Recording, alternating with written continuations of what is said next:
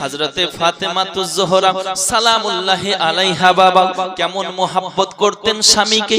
একদিন, দুই দিন, তিন দিন ধরে না খেয়ে কাটিয়েছেন বাবা। দিনের পর দিন পানি পান করে দিনের পর দিন, রাতের পর রাত কাটিয়েছেন। তবুও মুখে হাসি, তবুও মুখে হাসি। স্বামীকে জড়িয়ে ধরেছেন। স্বামী গো আমার, আপনি হলেন আমার প্রাণ, আপনি হলেন আমার জান, আপনি হলেন আমার মাথার তাজ। আপনার মতো আমি স্বামী পেয়ে নিজেকে ভাগ্যবতী মনে করি গো স্বামী। আপনার মতো এত সুন্দর স্বামী পেয়ে আমি নিজেকে ধন্য মনে করি। আল্লাহর লাখো শুকরিয়া আদায় করি যে স্বামী হলো স্ত্রীর পোশাক, লেবাস, আর স্ত্রী হলো স্বামীর লেবাস। যদি বলেন সুবহানাল্লাহ। কি বললাম? স্ত্রী হলো স্বামীর, স্বামীর হলো স্ত্রীর পোশাক, লেবাস। আব্বাজি ও ভাই জানেরা, পৃথিবীর সরজমিনে যে বাড়িতে স্বামী স্ত্রীর মোহাব্বত আছে, ভালোবাসা আছে, সেই বাড়িটাই হলো দুনিয়াতেই জান্নাতের টুকরা। সেই বাড়িটা হলো জান্নাত দুনিয়াতেই। বাবাজি, আমারও আপনার নবী পাক সাল্লাল্লাহু তাআলা আলাইহি ওয়াসাল্লাম বলেছেন যে আল্লাহ তাবারাক ওয়া তাআলা আল্লাহর পরে পরে যদি আল্লাহ পাক কাউকে সাজদার হুকুম দিতেন, সাজদা করার অর্ডার দিতেন, প্রত্যেকটি তিনার বান্দাদেরকে বলতেন, ও বান্দিরা তোমরা তোমাদের স্বামীর পায়ে সাজদা করো। প্রত্যেকটি মেয়েদেরকে বলতো, মহিলাদেরকে বলতো যে ও মহিলারা তোমরা তোমাদের স্বামীর পায়ে সাজদা করো। কিন্তু আল্লাহ পাক সেটা করেন নাই। আমি বলবো একটাই কথা, স্বামীকে ভালোবাসতে হবে, স্বামীকে মোহাব্বত করতে হবে, স্বামীকে প্রেম করতে হবে, ভালোবাসতে হবে। ভালো যদি বাসতে হয় নিজের স্বামীকে ভালোবাসতে হবে। কারণ স্বামী যদি একটিবার আপনি ইন্তেকাল করেছেন আর একটিবার যদি আল্লাহর দরবারে দোয়া করে দেয়, আল্লাহর নিকটে ফরিয়াদ করে দেয়, স্বামী আয় আমার আল্লাহ পাক, আল্লাহ তাআলা আমার বিবি হায় আল্লাহ আমাকে অত্যন্ত ভালোবাসতো, আমার বিবি নিজকে এত আমাকে মোহাব্বত করত, এত আমাকে প্রেম করত, ওগো মালিক আমি তার স্বামী হইয়া আমার বিবির প্রতি আমি খুশি রয়েছি, আমার বিবির প্রতি আমি রাজি। আয় আল্লাহ তুমি আমার বিবির সমস্ত গুনাহগুলোকে maaf করে দাও এবং আমার বিবিকে জান্নাত নসিব করো। স্বামী হইয়া যদি বিবির জন্য আল্লাহর নিকটে দোয়া করে, সেই বিবির জন্য জাহান্নামের আগুন হারাম হইয়া যাবে। কিন্তু বাবাজি আমি বলবো একটাই কথা, অনেক বাড়িতে স্বামী স্ত্রীর মোহাব্বত নাই, ভালোবাসা নাই। কারণ হলো একটাই যে স্বামী স্ত্রীর যদি কখনো ঝামেলা হয় তো স্বামী বলে স্ত্রীকে, স্ত্রী বলে স্বামীকে, স্ত্রী বলে ওগো আমার প্রিয় লোক শুনে নাও, ও আমার স্বামী আপনি বাইরে যাচ্ছেন চলে যান, আপনাকে যেন আমার আর দেখতে না হয়, আপনাকে আমাকে দেখতে ভালো লাগে না, আপনি যেছেন যান, আপনি আর বাড়ি জানো না আসেন। এরকম খারাপ কথা রাগের মাথায় মায়েরা বলে ফেলেন। বলবো মা স্বামীকে এমন কথা বলবেন না, কারণ স্বামী যদি নারাজ হইয়া যায় আল্লাহর রাসূলও নারাজ হইয়া যাবে, আর নবী যদি নারাজ হয়ে যায় আমার আল্লাহও নারাজ হয়ে যাবে। শুধু তাই নয় আমি স্বামীদেরকেও বলবো, আমার ভাইদেরকেও বলবো, নিজের স্ত্রীকে নিজের বিবিকে ভালোবাসতে হবে, নিজের বিবির কাজের মধ্যে আপনাকে হাত লাগাতে হবে।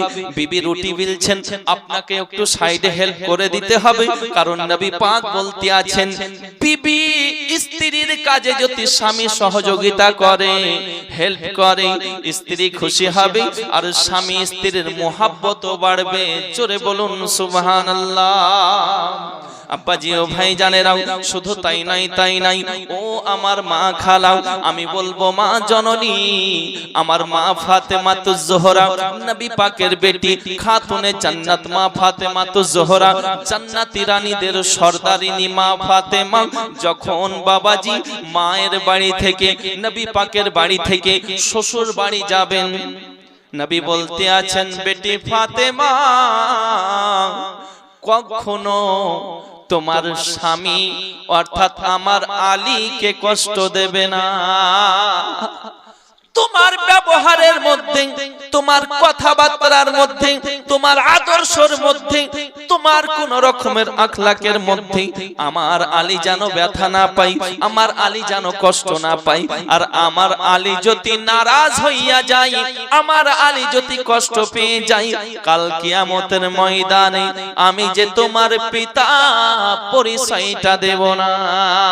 জোরে বলেন বাবাজি। শুধু তাই নাই, হযরতে ফাতেমাতুজ জোহরা সালামুল্লাহি আলাইহা বাবা কেমন মোহাব্বত করতেন স্বামীকে।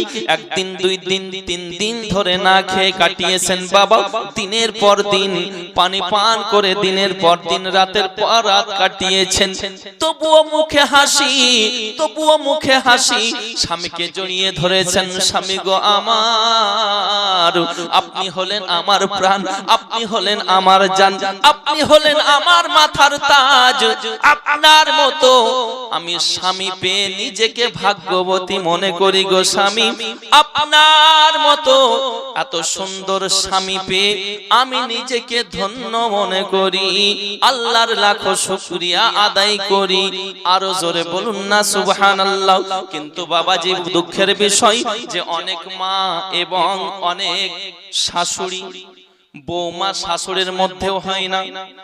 বৌমা শাশুড়ির মধ্যে মেলজুল ঝামেলা অনেক বাড়িতে দেখি। বলে হুজুর বউ তো ভালো নয়, 9টায় উঠে, সকাল 9টায় উঠে কাজকর্ম ভালো করে না। আমি বলবো একটাই কথা, মা আপনার নিজের বেটি সকাল 9টায় উঠে তখন কোনো কথা হয় না। আপনার বৌমা যখন 9টায় উঠে সকাল, তখন মুখ ফুটে কথা বের হয়। আমি বলবো আপনার বেটি 9টায় উঠে কেন কথা বলবেন না? আমি বলবো একটাই কথা, আপনার বেটিও একদিন অন্য বাড়িতে বৌমা সেজে যাবে। তাই আমি বলবো বৌমাকে বৌমা মনে করলে হবে না, নিজের বেটি মনে করতে হবে। আর বলবো বোনেদেরকে, আপনাদেরকে শাশুড়ি মাকে শাশুড়ি মা মনে করলে হবে না, নিজের মা মনে করতে হবে। নিজের মায়ের মতো ভালোবাসতে হবে। শাশুড়ি মায়ের যদি কোনো সমস্যা হলো, শাশুড়ি মা অসুস্থ পড়লে আপনাকে দৌড়ে যেতে হবে, যেটা প্রয়োজন তাড়াতাড়ি করতে হবে। হাত পায়ে তেল বুলিয়ে দিতে হবে, শাশুড়িকে খাইয়েও দিতে হবে, প্রয়োজন হলে মোহাব্বত করতে হবে। ও গো বোন, শাশুড়িকে শাশুড়ি মা মনে করলে হবে না, শাশুড়িকে নিজের আপন মা মনে করতে হবে। আর মায়েদেরকে বলবো বৌমাকে বৌমা মনে করলে হবে না, নিজের বেটি মনে করতে হবে। সেই সংসারে আরো বরকত হবে। আরো জোরে বলুন না সুবহানাল্লাহ। কিন্তু দুঃখের বিষয় যে বউ শাশুড়ি স্বামী স্ত্রীর ঝামেলা, কোর্ট কাচারিতে দেখবেন অনেক ডিভোর্স হচ্ছে, ছাড়পত্র হতে আছে। কোর্ট কাচারিতে গেলে বুঝতে পারবেন বাবা। অনেক জায়গায় দেখতে আছি, আব্বার আমার যে স্বামী গেছে বাইরে, আর বিবি বাবা অন্য জায়গায়, হ্যালো কেমন আছো বলো, তোমার জন্য আমার জীবন গেল, কখন আসবে বলো। হয় কি হয় না? কিন্তু বাবা এই দিককার মা বোনেরা অনেক ভালো। মা জননী একটাই কথা বলবো, যে স্বামীকে ভালোবাসবেন, আপনি ড্রেস পোশাক পরবেন স্বামীর জন্য, না হলে বাপের বাড়ির যখন যাওয়ার সময় হয় আলমারি থেকে সব চাইতে ভালো কাপড় বের করে পরেন। বাসওয়ালার হাত ধরে, টোটোওয়ালার হাত ধরে, আব্বার আমার পাড়ার ছেলেদেরকে দেখাবার জন্য আপনি যদি মনে করেন যাব, বাসওয়ালার হাত ধরে ওঠেন। শুধু তাই নয়, আমি দেখি অনেক জায়গাতে ড্রেস পোশাক স্বামীর সামনে এমন ড্রেস পোশাক ছেঁড়া ফাটা, হাতের মধ্যে বুঝতে পারলেন এমন ভাবে থাকে।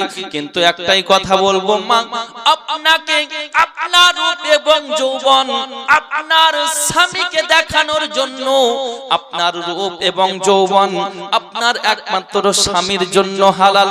আমি বলবো মা জননী, আপনি সাজবেন, সাজতে আপনাকে বারণ নেই, সাজতে আপনাকে মানা নেই, আপনি সুসজ্জিত নিজেকে করুন। বাড়ি যত সাজানো হবে বাড়ি দেখতে ভালো লাগবে। মায়েদেরকে আল্লাহ পাক এমন ভাবে তৈরি করেছেন, আমার মায়েরা আমার বোনেরা যত সাজবে তত সুন্দর দেখতে লাগবে। ওগো মা, আপনি যত সাজবেন সাজন, কোনো অসুবিধা নাই, কিন্তু একমাত্র আপনার নিয়ত হবে স্বামীকে দেখানোর জন্য, অন্য কাউকে পাড়ার ছেলেদের দেখানোর জন্য না। কি গো, একমাত্র স্বামী, স্বামী ছাড়া অন্য কেউ না। কারণ স্বামী হলো আপনার সব, আপনার রূপ এবং যৌবন স্বামীর জন্য। এই মোহাব্বত যদি থাকে মা, অবশ্যই স্বামীর দোয়া আল্লাহর দরবারে কবুল হবে। ওগো মা জননী, স্বামীকে আপনাকে ভালোবাসতে হবে। হযরতে ফাতেমা জোহরা যখন নবী পাকের বাড়ি থেকে, নিজের পিতার বাড়ি থেকে যখন শ্বশুর বাড়ি যান, তখন নবী পাক একটা বালিশ দিয়েছেন। বেটি ফাতেমা বালিশ একটা চটাই দিয়েছেন, খেজুরের পাতায় চটাই, জোরে বলে খেজুরের পাতা চটাই, বুঝতে পারলেন? আর কি দিয়েছেন?